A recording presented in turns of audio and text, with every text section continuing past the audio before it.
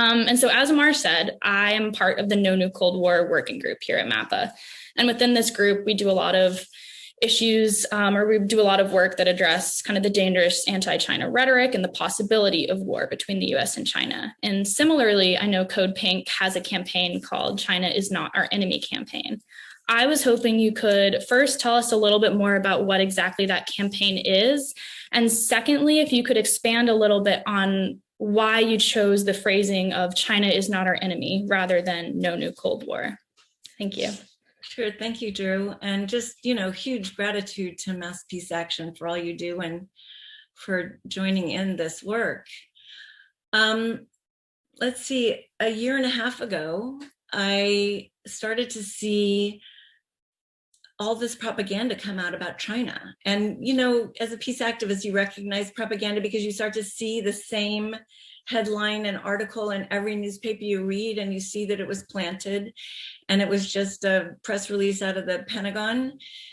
And it started to feel very much like the beginning of the push for war in Iraq. I was just like, oh my God, there's a war brewing on China.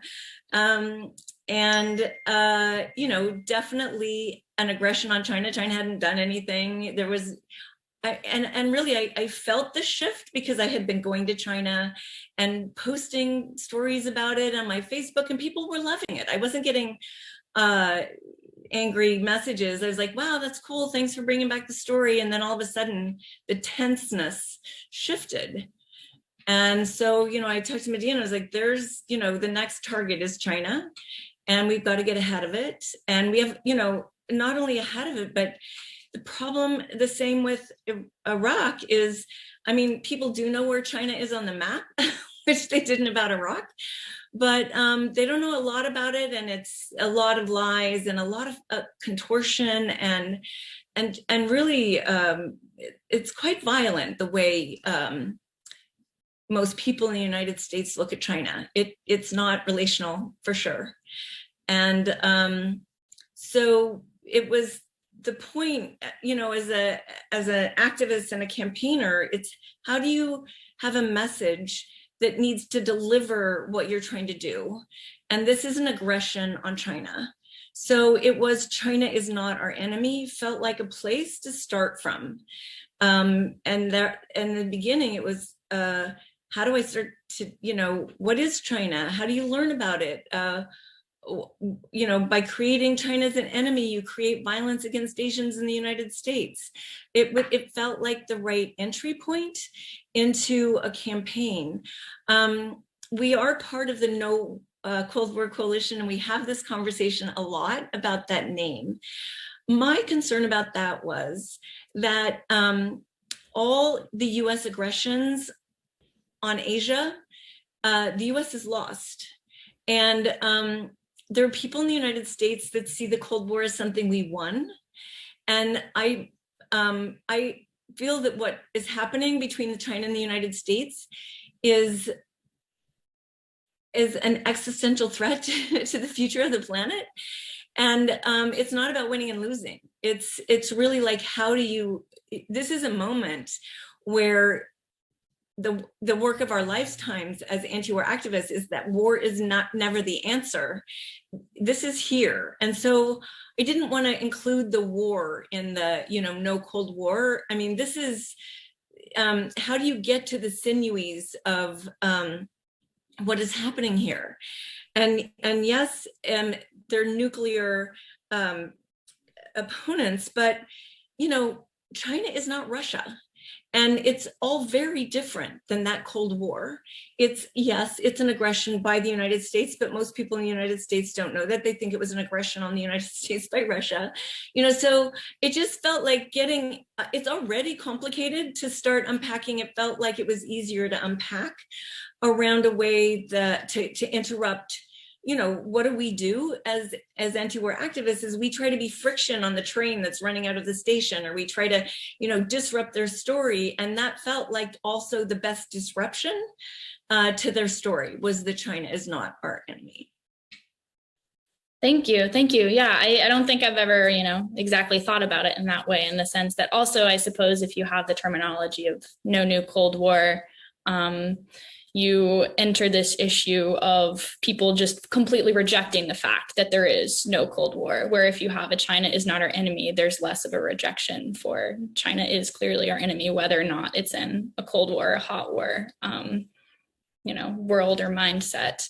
And then just a quick follow up. I mean, do you think, as an activist, and what you've seen in terms of the relationship between what you've seen in the media from the Iraq War and what you've seen during this time with our rhetoric towards China, do you think that there is a real possibility of some sort of conflict between the U.S. and China, or do you think that if there is a possibility, it's quite far off? And if you have an opinion on that.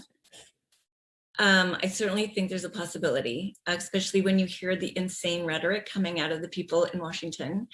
You can see how unstable they are in what they're saying, and the hubris that they're coming from is quite frightening. So I also think that China has been humiliated enough, and so they're not going to back down. And those two, that combination is scary. I think when you prepare for something, more than likely it's going to happen. Not preparing for it would make it so it couldn't happen. And I'm like, so let's not prepare for it if it's not going to happen. And that's, you have missiles set up to go somewhere. We've been living on a lot of luck, and we know that as anti-nuke activists. How long does that luck hold out? How intense are these new weapons? But all that, CODEPINK, from the very beginning, war is not green has been part of our messaging. And the preparing for war is a violence to the planet. It's a violence to people. It already is a war.